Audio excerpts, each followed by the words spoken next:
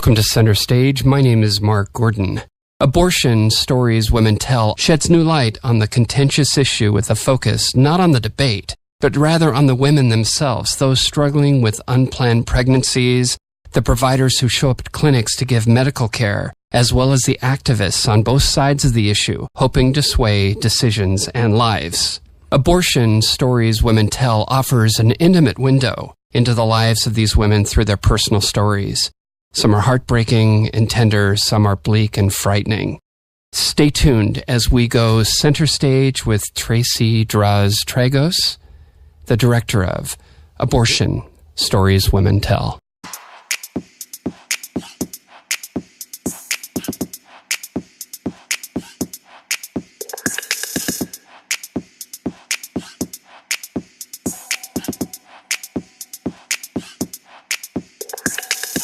Good evening, Tracy, and welcome to Center Stage. Thank you for having me. Tell me how you got involved with this project.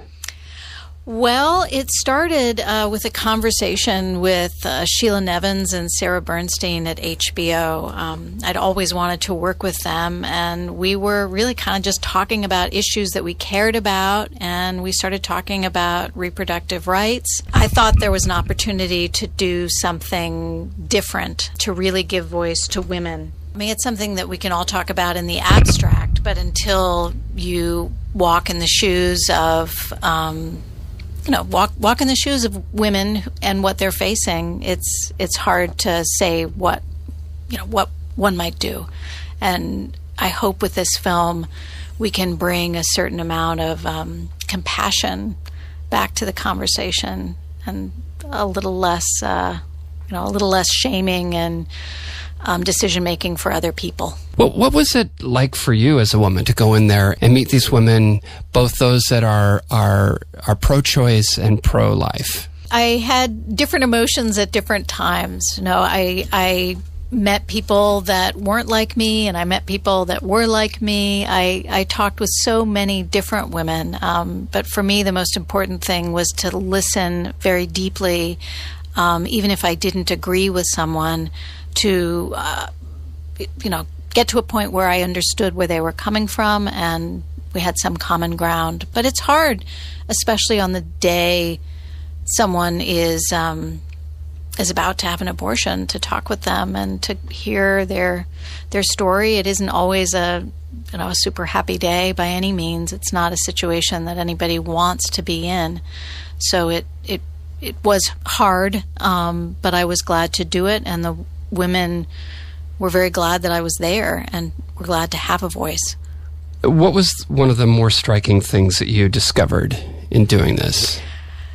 I think one of the most striking things and kind of sobering things that I discovered was that no matter what women chose and where they were coming from ideologically, there was a sense of shame and stigma.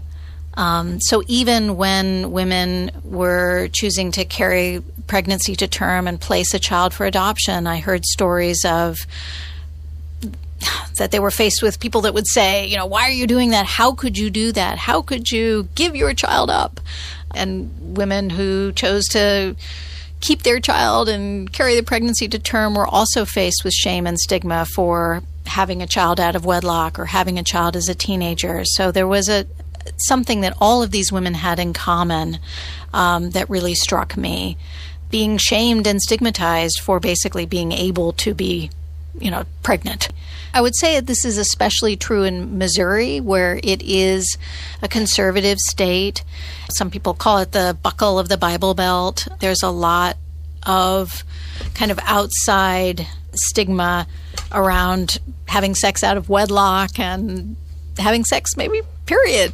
So it was important. Some of the women wanted to talk to us to really put it out there that, that they're not a bad person, that they're a good person, and they're maybe, in Amy's case, she's a mother and she's working 2 jobs and she's doing the best she can, and she's making this decision for herself and for her children. A lot of the issues really were financial, that they wouldn't be able to afford these children. Indeed, and that's sort of heartbreaking. because women are being told that they shouldn't make this choice, and yet they don't have options for how to support their children. And really what they're trying to do is often pull themselves out of poverty and educate themselves or continue to work. There's also a mother that comes in and she's got amniotic band syndrome. The child has that. Yeah. Well, this was a fetal anomaly, and she was told that her pregnancy was not healthy, and that if she were to carry the pregnancy to term, there was no chance that the baby would live for any amount of time outside of the womb. So for her to carry this to not have an abortion was a really heartbreaking. I mean, she wanted this pregnancy, but couldn't imagine carrying, this fetus that would grow and grow that was not going to be viable. She even talked with me, it's not in the film, but talked with me about, can you imagine when people come up to you in the grocery store and congratulate you, and this is not nothing to that I'm happy about. This is very sad for me. Was it a hard film to make for you? Yes. I think it's hard to take on a divisive issue like this without feeling a little bit afraid, and you're kind of stepping into something that feels bigger than yourself. In what way did you feel afraid? Well, it's controversial, and I don't necessarily love controversy. I mean, I like to find connections. You're a documentary filmmaker. Yes. Welcome to documentary filmmaking. Well, I know. I think if it's done correctly, obviously. Yes. But I like people. I like personal films. I like to have a lot of compassion for my subjects, and that's certainly the way that I approach this. But the fact that it's about abortion is kind of scary. I mean, it's hard to talk about that,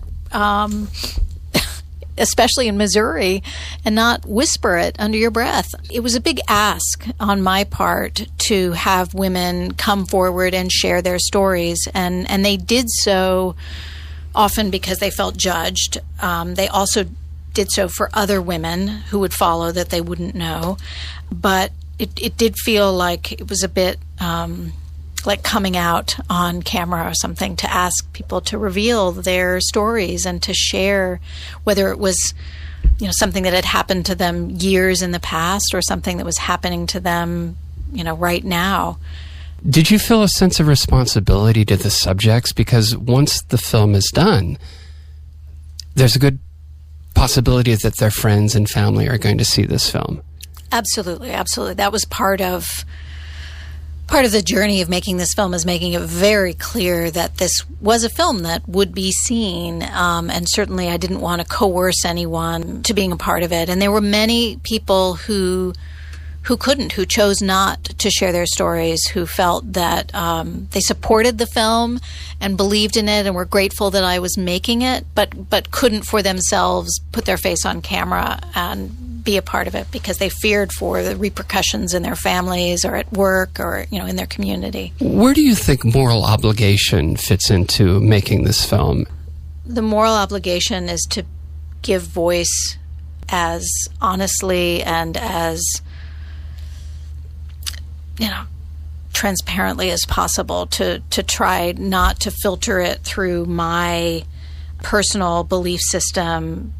I really made an effort not to demonize anybody or to make anybody wrong for how they felt, where they were coming from, to really, as much as possible, give dignity to every story that was shared.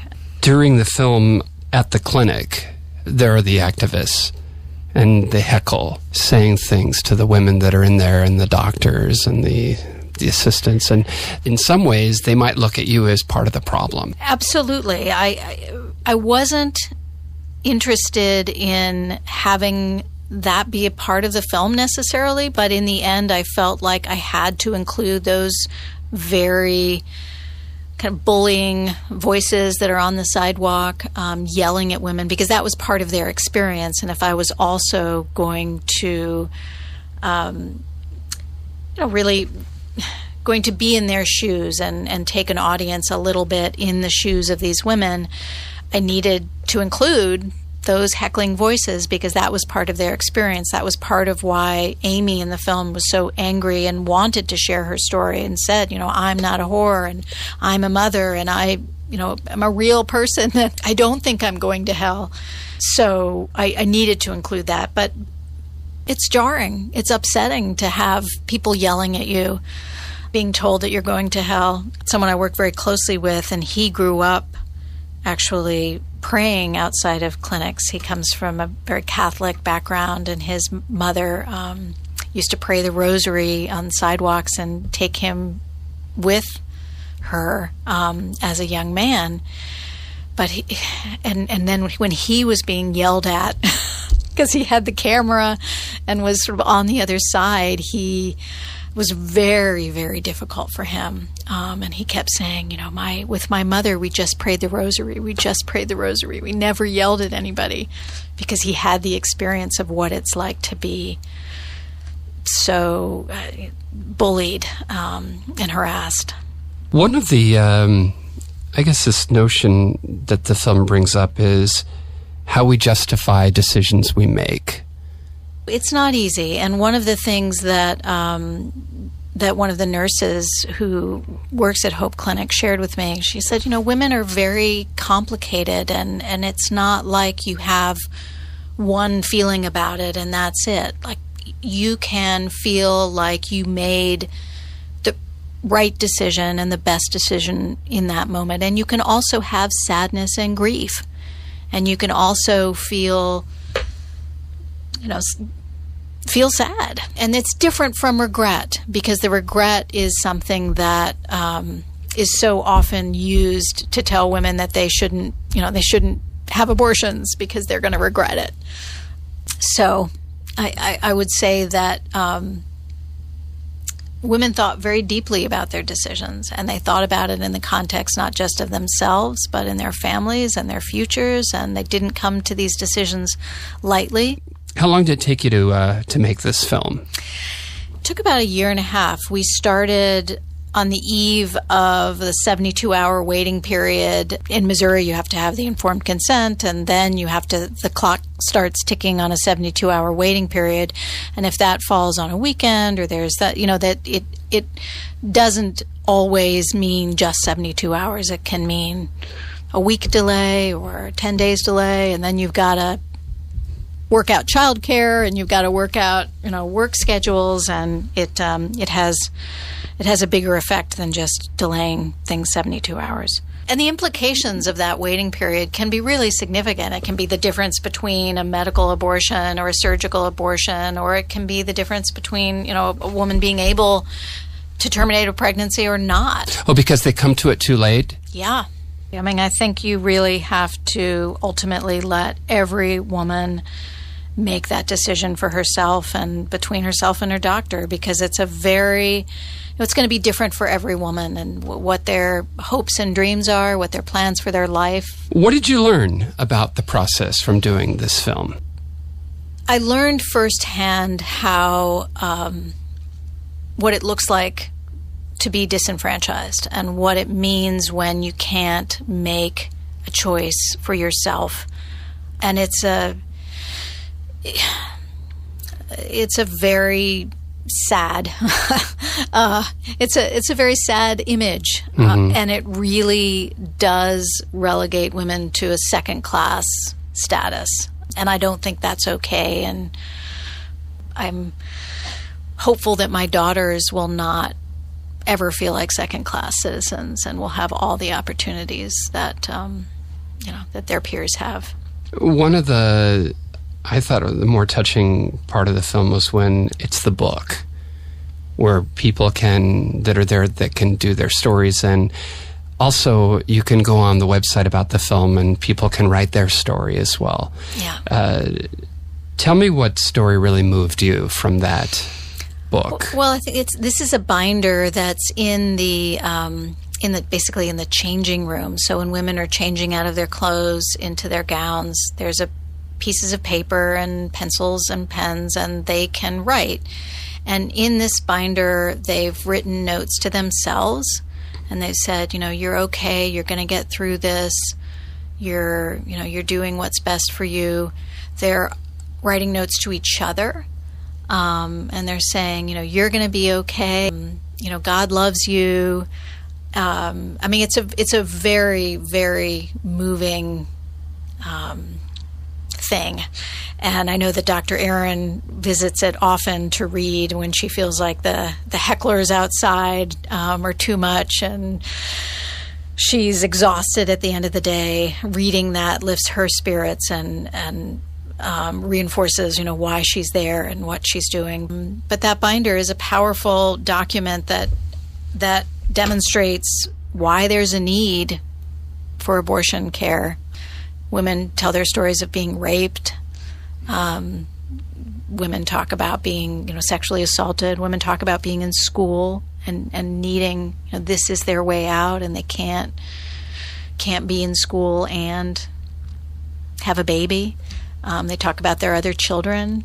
There's all kinds of stories that are told in that book and in the film. After you did an interview and a shoot, was it easy to kind of let that stuff go, or did it linger with you? And if so, what was the one thing that really lingered with you about making this film? It all lingers with me. I do think that meeting Tiandra, who is the woman who... is that the security guard? No, Tiandra lives... Oh, the basketball player. She's the basketball player, and she lives in the Boot Heel of Missouri, which is... the most impoverished region of Missouri. And because Missouri has rejected Medicaid expansion, it's kind of a healthcare desert right there, and so, just for example, it has one of the highest infant mortality rates, and you talk about, financial reasons why women seek abortions. We're also not taking care of them if they choose to carry their pregnancies to term. There's, low birth weights and infant mortality. But she couldn't make it to the one clinic in Missouri. She couldn't have gas money. She couldn't get there. She wanted to. That was her first choice. Then she explored adoption, and the adoption agency turned her down because the father of the pregnancy didn't agree, and they felt it was too risky an adoption and he might claim some rights later on down the line. So here she was on the eve of having a basketball scholarship and moving out of this tiny town, and she had to let all of that go. And that stuck with me a lot. How did it all start out for you? It randomly started for me with an article that I found on the internet about the circumstances of my father's death in Vietnam. It wasn't necessarily good news to learn about the circumstances of his death, and to talk with his fellow sailors, he was a swiftboat skipper, about their experience and about how scary it was on the Mekong Delta. That was hard stuff to learn, and it was information no one in my family had known before. And it kind of propelled me on this journey to know who he was in life and also meet the men who were with him when he died. And the first film is called Be Good, Smile Pretty. What's the reference with the title? That was how he often signed his letters to my mother. Yeah. After I made my first film and it won an Emmy, and it was very, very personally, motivated, and I did take some time off, and I was with my daughters before they started nursery school. And I was nervous about that sophomore slump and making my second film, and how was I going to do that, and was it going to be good enough, and was I, should I be making films at all? So there's definitely a crisis sometimes of confidence, but I think the best anecdote to that is to just keep doing the work. What would you say is the ultimate objective of you as a filmmaker? Is it to inform? Is it to educate? That's a hard question. I don't I think if I thought of myself as someone who wanted to educate and inform, that feels very wonky, and that feels like maybe the films wouldn't be terribly exciting. And I think the biggest thing that I strive to do is make connections and to tell personal, intimate films. I think that old adage, the universal is in the particular. And the more personal you can get, the more people can see themselves. And that's what I like to do with my films is take people on journeys and places and people they wouldn't otherwise know about, and give voice to people who wouldn't otherwise, have their voice heard. How much of it is for you to discover people? Well, there certainly is for me as a person, I think a desire to step outside of myself and to explore the unknown and to make connections with people who are so different from me. I thrive on that. And it keeps me going. What's the biggest challenge for you as a filmmaker? I think to stay true to, you can get lost in the logistics of it, honestly. In what way? The logistics of, equipment and plane tickets and funding, and you lose sight of why you're doing this and what it means, and the power of it.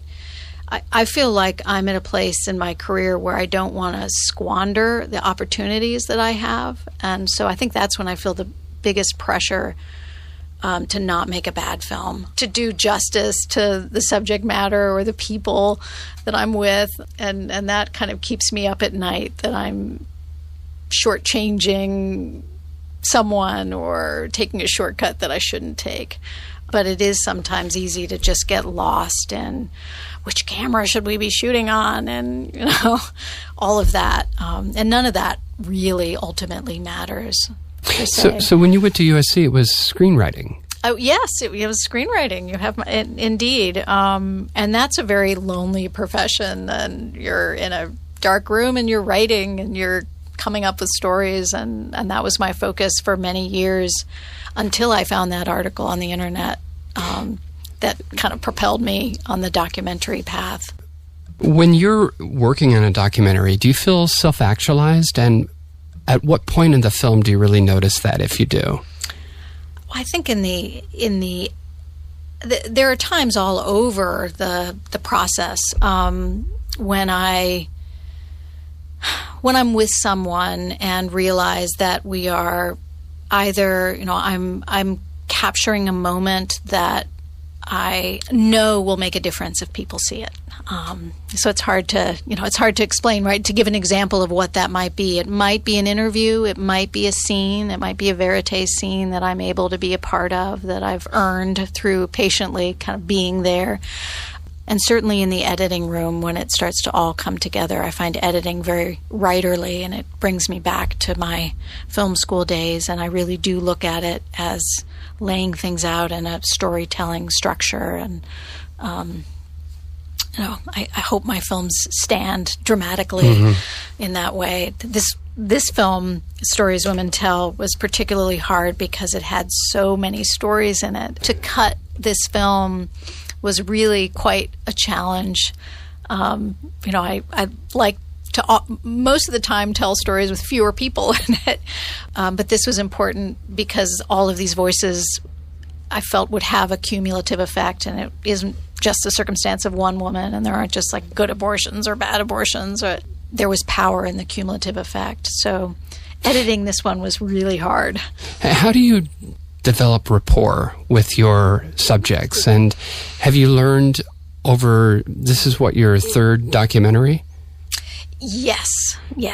Has it gotten easier to do that, or does it depend on the situation and the person? I think it depends on the situation and the person. In some ways it gets harder. I think when you're a little more low-key about it and you're just starting out, maybe it's a little less, there are fewer whistles and bells, and maybe you have a little less of an entourage. And in some ways it's easier to really have that authentic connection.